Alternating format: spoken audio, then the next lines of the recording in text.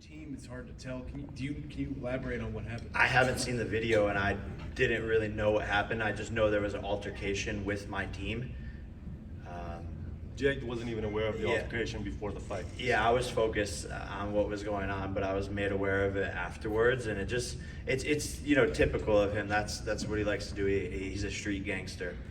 He likes to act tough, and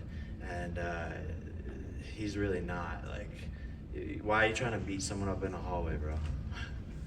I mean, speaking of the MMA community, you and the MMA community have a very interesting relationship. Over these last few years.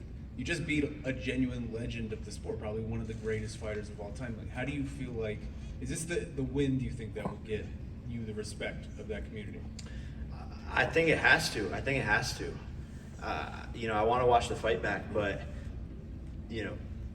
people were just saying it was a really good fight, a brawl, a war, awesome back and forth. And so I think people will respect my game. I showed different parts of my arsenal.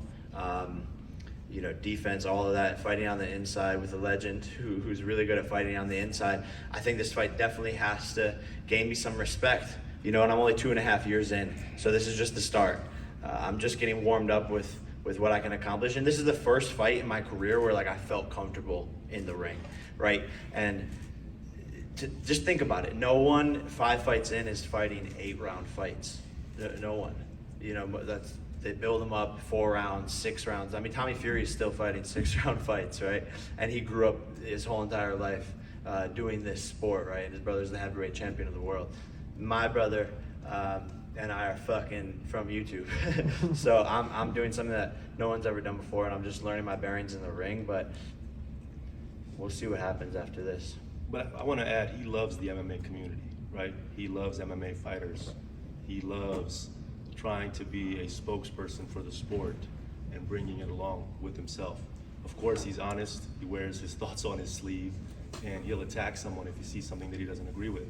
But make no mistake, Jake Paul is a huge fan of MMA. I was a fan of MMA before boxing. Yeah, and so, and guys like Anderson Silva. So, I'm sorry. Oh, wow. I'm sorry. I just take a shower.